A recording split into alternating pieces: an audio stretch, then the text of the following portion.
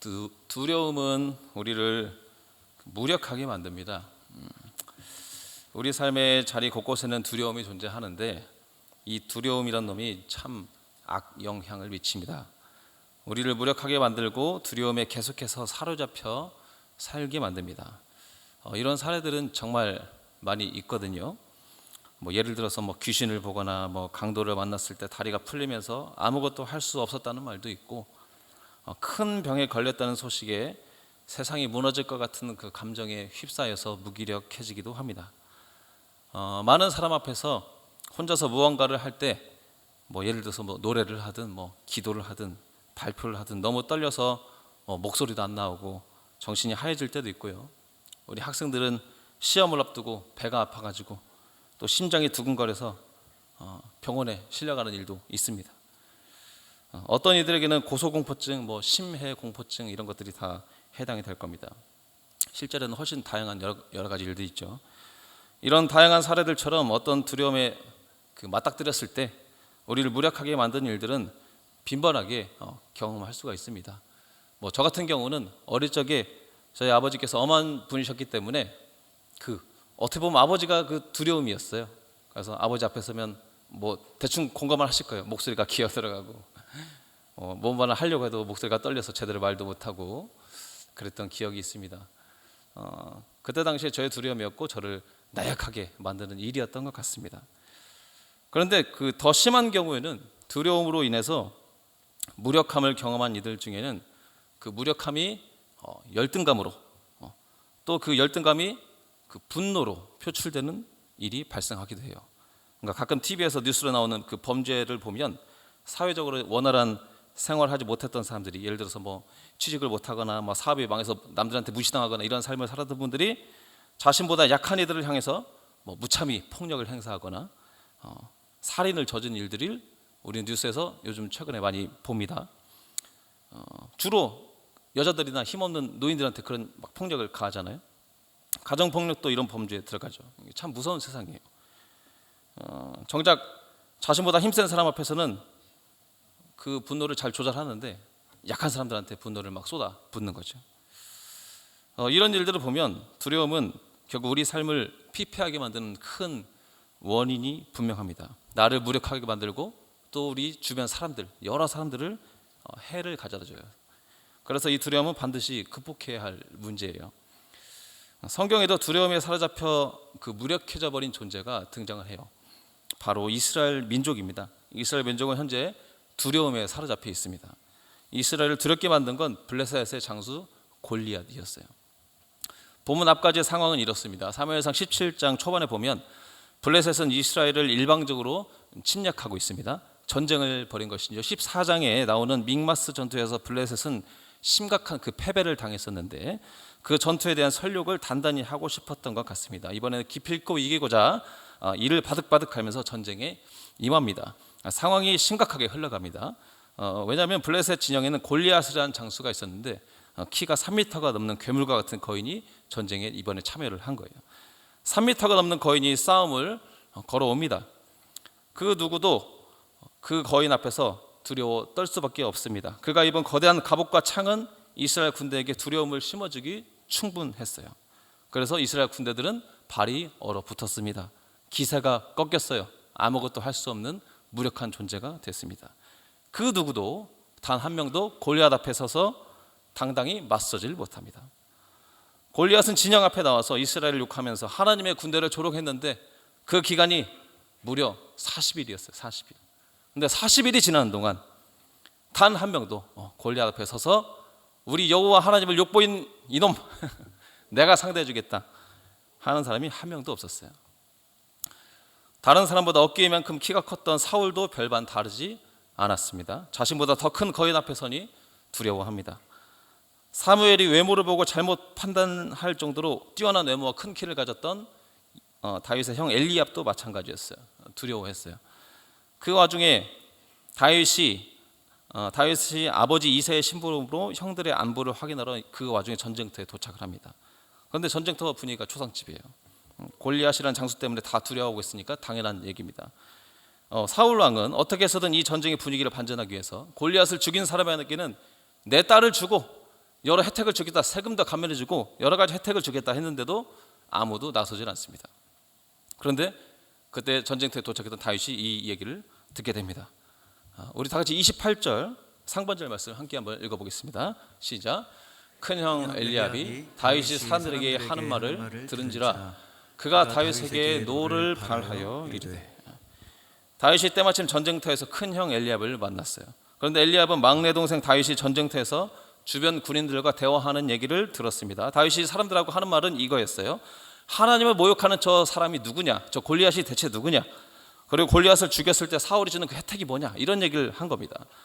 그런데 다윗의 대화 내용을 들은 엘리압은 갑자기 다윗에게 크게 화를 냅니다. 생각해보면 조금 이해가 안 가는 장면이에요. 왜냐? 큰 형이 전쟁터에서 막내 동생을 만났어요.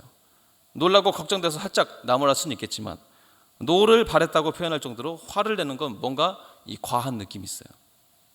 이 말은 엘리압의 심기를 거슬리게 하는 어떤 행동이 있었던 거예요, 다윗에게. 그러니까 철교 초반에 두려움으로 무력함을 경험한 이들 중에서 무력함이 그 열등감으로 변하고 그 열등감이 분노로 표출되는 일들이 발생하고 있다고 말했는데 딱 그런 상황입니다. 엘리압 본인은 골리앗의 유혹에 겁을 먹어서 두려워해서 40일이 되도록 아무것도 못하고 있는 상황인데 무력한데 막내 동생 다윗이 갑자기 나타나서 자신의 이 못난 모습을 본 현실도 싫고 창피합니다. 그것도 모자라서 자신은 하나님이 골리앗에게 당하는 모욕을 무력하게 보고만 있는데 막내 동생이 와서 자신과는 전혀 다르게 어떻게 저 할례받지 못한 저 사람이 우리 여호와 하나님을 욕보일 수 있느냐라고 분개하는 모습이 엘리압을 창피하게 만드는 거예요. 그게 이제 싫은 거예요. 초라한 자신의 모습과 당당한 동생의 모습이 비교가 됩니다. 그래서 자신보다 약자인 막내 동생이 약자잖아요. 약자인 다윗에 분노를 쏟아붓는 거예요. 나머지 28절 하반절 말씀도 함께 읽어보겠습니다. 시작. 내가 어찌하여 이리로 내려왔느냐? 들에 있는 양들을 누구에게 맡겼느냐? 나는 내 교만과 내 마음의 완악함을 아느니 내가 전쟁을 구경하러 왔도다. 엘리압은 온갖 억지를 다 부리면서 화를 냅니다. 그렇지만 엘리압의 말은 다 억지여 가지고 조목조목 반박이 다 가능해요. 자, 네가 어찌하여 이리로 내려왔느냐? 아버지가 시켜서 온 거예요. 아버지가 시켜서. 들에 있는 양들을 누구에게 맡겼느냐? 양 지키는 자에게 맡기고 왔어요. 성경책에 나옵니다. 맡기고 왔어요. 네가 전쟁을 구경하러 왔도다. 본인의 못난 모습에 혼자서 다윗을 멋대로 판단하는 거죠. 다윗이 전쟁터에 온 건 위험을 무릅쓰고 형들에게 먹을 것을 주고 안부 확인하러 온 거예요. 그러니까 구경하러 온 게 아닙니다. 그런데 엘리압은 멋대로 판단해요. 왜냐하면 본인이 부끄러운 모습을 들켰거든요. 그래서 화를 내죠. 이처럼 두려움은 사람을 무력하게 만들고 나를 포함해서 주변 사람들까지 피폐하게 만들어 갑니다. 신앙의 두려움도 마찬가지예요. 누구나 그런 거 있지 않습니까? 나를 두렵게 하는 이 골리앗과 같은 무언가가 있지 않습니까? 나의 골리앗은 무엇입니까? 믿음과 현실의 벽 사이에서 나를 무너지게 하는 강력한 적은 무엇입니까? 자녀들의 입시 문제인가요? 좋은 곳에 취직하는 문제인가요? 아니면 돈과 관련된 무언가가 나를 항상 무너지게 만들고 있습니까? 코로나 이후에 나태해진 신앙이 우리를 무력하게 만듭니까? 나는 이렇게 노력하고 있는데 도무지 변화되지 않는 그 원수 같은 상대방이 나의 골리앗입니까? 가족 중에 골리앗과 같은 분이 있습니까? 나만 지키지 않아서 도태되는 것처럼 보이게 만드는 세상의 꼼수입니까? 무엇이 여러분의 골리앗입니까?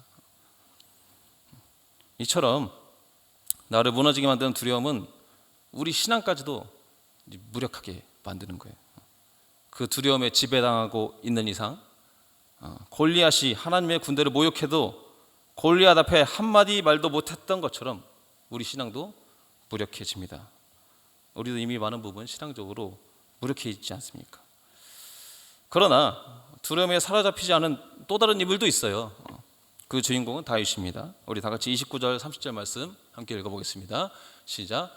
그러자 다윗이 대꾸하였다. 나는 말 한마디 물어본 것뿐인데 내가 무엇을 잘못했다고 이렇게 야단이십니까? 그러서는 그는 또 다른 사람들에게 가서 전과 같이 물었는데 그들도 똑같은 대답을 하였다. 엘리압의 분노에 다윗은 생각보다 차분합니다. 형의 분노 어린 말에 요동하지도 않아요. 그저 다시 사람들에게 골리앗에 대해서 재차 확인할 뿐입니다. 이 모습은 다윗의 별뜻 없는 행동에도 불같이 흥분했던 엘리압과 대조가 되죠. 또한 다윗은 골리앗을 죽이는 문제에 깊은 관심을 보이면서 앞에 보시면 전과 같이 또 물었다 나오죠. 그러니까 여러 차례 또 물어봅니다. 이 말은 다윗이 두려움에 전혀 휘둘리지 않고 있다는 걸 의미해요. 남들은 골리앗 앞에 벌벌 떨고 있는데 다윗은 전혀 두려워하지 않고 전과 같이 골리앗을 죽이면 내가 무엇을 얻을 수 있냐, 저 골리앗은 대체 누구냐 또 물어보고 있습니다. 다윗에게 골리앗은 두려움의 대상이 아니고 넘어서야 할 대상이에요. 이처럼 우리 삶에서는 두려움에 지배당하는 사람이 있는가 하면 그 두려움을 이겨내고 두려움에 흔들리지 않는 사람도 존재합니다. 이스라엘 군대나 엘리압과 같이 신앙이 있음에도 여전히 두려워하고 무기력한 신앙을 가진 사람이 있는가 하면 다윗과 같이 두려움을 이기는 신앙을 가진 사람도 있어요. 바라기는 저를 비롯해서 이곳에서 함께 예배드리는 또 온라인으로 예배드리는 모든 성도님들이 두려움을 이기는 신앙을 소유하게 되기를 소망합니다. 그렇다면 두려움에 지배당하지 않는 신앙을 소유한 사람에게는 대체 어떤 변화가 일어나게 될까요? 우리 다 같이 31절에서 32절 한번 읽어보겠습니다. 시작. 어떤 사람이 다윗이 한 말을 듣고 그것을 사울에게 전하였으므로 사울이 다윗을 부른지라. 다윗이 사울에게 말하되 그로 말미암아 사람이 낙담하지 말 것이라. 주의 종이 가서 저 블레셋 사람과 싸우리다 하니. 다윗이 한 말들이 사울의 귀에 들어가게 되고 결국 사울이 다윗을 부르게 됩니다. 현재 이스라엘 상황이 얼마나 다급하고 위급한지를 알 수 있는 구절이에요. 단 한 사람도 나서는 사람이 없기 때문에 다윗의 이야기가 삽시간에 진영을 넘어서 사울의 귀까지 들립니다. 그만큼 희한한 일이 발생했다는 거예요. 40일간 아무도 나서질 못했는데. 그런데 여기서 중요한 사실은 사울이 다윗을 불렀다는 거예요. 그러니까 이 말은 곧 다윗에게 새로운 삶이 시작되었음을 의미합니다. 다윗은 형제 양치는 목동이에요. 비천한 존재입니다. 그러나 이제는 사울 앞에 전사로서 용사로서 서게 됐습니다. 완전히 삶이 변화되는 전환점이 됐습니다. 이처럼 다윗은 새로운 믿음의 여정으로 초대됐어요. 이는 골리앗을 두려워하지는 자들에게 허락되는 믿음의 여정이에요. 주님 안에서 두려워하지는 자들에게만 허락되는 믿음의 여정입니다. 혹여나 지금도 변화되지 않는 삶에 또는 변화되지 않은 신앙생활에 지쳐가고 무력해지고 있는 성도님들 혹시 계십니까?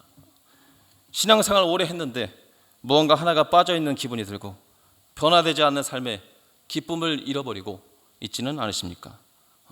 정말로 변화를 원하십니까? 정말로 삶에 그리고 신앙생활의 변화를 원하십니까? 그렇다면 두려움을 넘어서서 믿음의 발걸음을 내딛는 겁니다. 내가 걱정하는 신앙과 현실의 두려움을 넘어서서 정말 내가 들어왔고 믿는다고 고백했던 그 믿음의 발걸음을 실제 삶에서 용기 내서 한 걸음 내딛는 겁니다.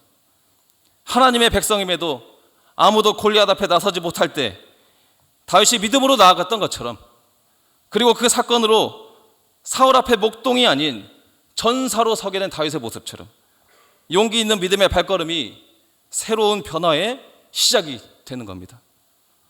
두려워하여 골리앗의 기세에 들려 아무것도 못하고 지배당하는 신앙이 아니라 진짜 내가 믿는다고 말했던 그 고백들이 실제가 되도록 믿음의 발걸음을 내드릴 수 있는 우리 모두가 됐으면 좋겠습니다. 베드로처럼 실수해도 믿음의 발걸음을 내딛어야 바다 위를 걸을 수 있는 거예요. 바다 위를 걷다가 빠져도 창피당해도 주님 외에 바다 위를 걸은 사람은 베드로뿐이란 걸 명심해야 되는 겁니다. 믿음의 발걸음이 변화를 가져오는 겁니다. 아무것도 변하지 않는다고 말할 때 믿음의 발걸음이 없는데 어떻게 변화가 있을 수 있습니까? 여러분들에게 그러한 믿음의 발걸음, 믿음의 여정이 되시기를 소망합니다. 그렇다면 믿음의 여정을 시작하면 모든 일이 다 잘 풀리게 되는 건가요? 또 그렇지는 않습니다. 현실이 그래요. 참 뭐 다 될 것처럼 얘기했는데 죄송합니다. 물론 그런 건 아니에요. 믿음의 여정을 시작한다 해도 우리를 향한 또 다른 두려움은 계속돼요. 33절입니다. 함께 읽겠습니다. 시작. 사울이 다윗에게 이르되 네가 가서 저 블레셋 사람과 싸울 수 없으리니 너는 소년이요 그는 어려서부터 용사이니라. 그러니까 신앙생활은 마냥 우리가 기대하는 바대로 우리를 이끌지 않을 때가 많아요. 그러니까 믿음의 여정에 들어섰다 할지라도 또 다른 두려움이 우리를 자꾸 괴롭히고 찾아옵니다. 마치 마귀가 우리를 집어 삼키려는 것처럼 우리를 위축되게 만드는 현실이 끊어지질 않아요. 나의 자금을 알게 하고 하나님을 향한 믿음마저도 약해지게 만듭니다. 다윗도 현재 마찬가지죠. 사울은 냉철하고 이성적인 좋은 판단을 한 거예요. 사울이 보기에 다윗은 여전히 소년이에요. 그리고 저 진영 반대편에 있는 골리앗은 전쟁터에서 나고 자란 용사란 말이에요. 그리고 거인이에요. 그러니까 이 소년에게 나가서 싸우라고 하는 말은 그냥 너 나가서 죽으라 하는 것과 똑같아요. 그래서 비교합니다. 너는 소년이고 그는 용사이다. 이 적나라한 비교는 다윗을 일식되게 만들기 충분하죠. 다윗도 바보가 아니죠. 사울이 틀릴만한 거 하나도 없습니다. 이처럼 믿음의 여정을 시작하리라 굳게 다짐하는 하나님의 자녀들에게 세상은 사탄은 다시 두렵게 만들고자 위협합니다. 너는 소년이고 그는 용사이다. 네 믿음은 나약하고 세상은 강하다. 네가 믿음으로 어떤 행동을 한다 하더라도 결국 변하는 건 없을 거야. 우리를 위협합니다. 그렇지만 다윗은 또다시 찾아온 두려움을 극복할 수 있었어요. 다윗이 어떻게 극복했는지 한번 읽어보겠습니다. 34절에서 36절입니다. 시작. 다윗이 사울에게 말하되 주의 종이 아버지의 양을 지킬 때에 사자나 곰이 와서 양떼에서 새끼를 물어가면 내가 따라가서 그것을 치고 그 입에서 새끼를 건져내었고 그것이 일어나 나를 해하고자 하면 내가 그 수염을 잡고 그것을 쳐 죽였나이다. 주의 종이 사자와 곰도 쳤은즉 살아계시는 하나님의 군대를 모욕한 이 할례받지 않은 블레셋 사람이리이까 그가 그 짐승의 하나와 같이 되리이다. 아멘.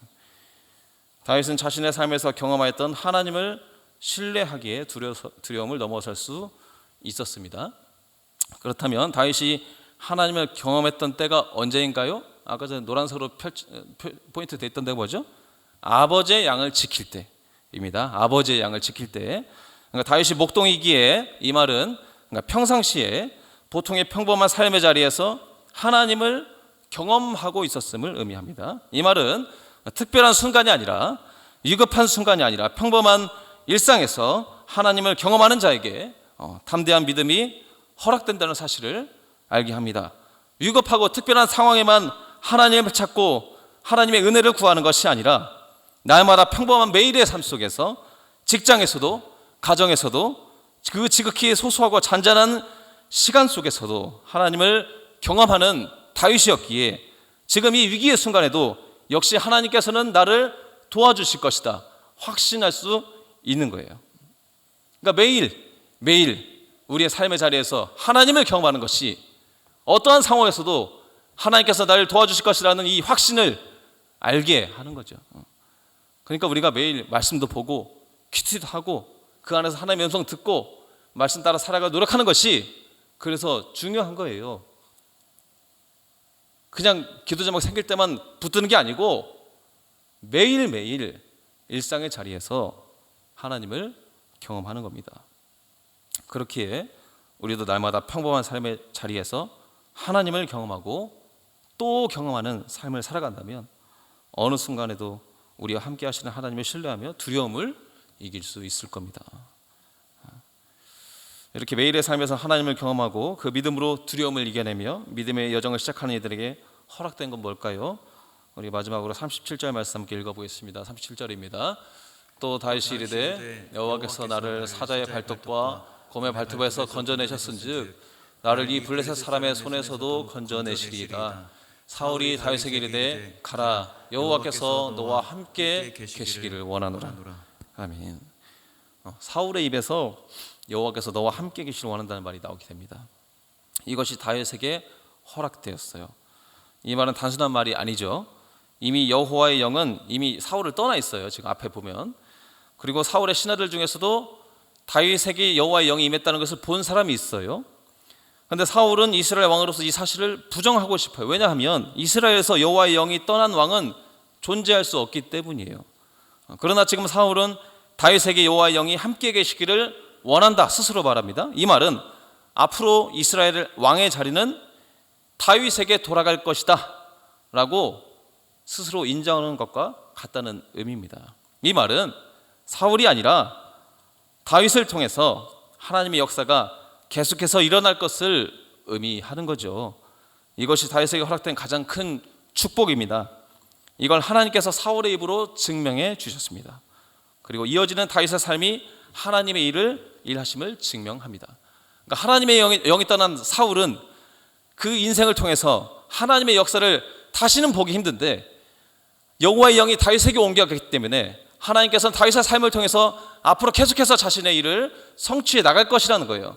이것을 사울이 인정해 줬다는 겁니다. 이것이 날마다 주님을 바라보는 이들에게 임하는 축복이에요. 이제 말씀 마치려고 합니다. 오늘 말씀처럼 우리 삶에서 이제 항상 두려움이 존재합니다. 그 신앙의 영역에도 두려움이 존재해요. 그러나 그 두려움에 사로잡혀 살아간다면 신앙은 점점 무력해지고 하나님의 일하심을 경험하기 힘들어집니다. 내 앞에 서 있는 골리앗에 짓눌려 살아간 40일과 같이 살아갈 뿐입니다. 그러나 정말 우리 삶에 그리고 신앙에 변화가 일어나기를 원하신다면 다윗이 그랬던 것처럼 믿음의 여정을 시작하시기 바랍니다. 우리가 믿고 믿는다고 고백했던 그 신앙의 결단들을 현실에서 담대함으로 이루어 가보십시오. 남들은 바보라고 비웃어도 그래도 믿음의 여정을 시작해 보십시오.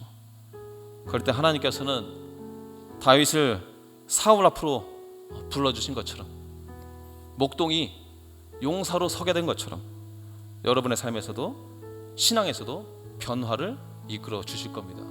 여러분의 삶에 변화가 생기는 거예요. 그때예요. 그리고 그 변화는 주의 영이 함께 하시는 것처럼 우리 삶에서 항상 주님의 일하심을 경험하게 되는 축복도 허락해 주실 겁니다. 2023년 이제 마지막 수요 예배입니다. 새해 2024년에는 두려움을 지나서 오히려 믿음의 여정을 내딛는 우리 모두가 되셨으면 좋겠습니다.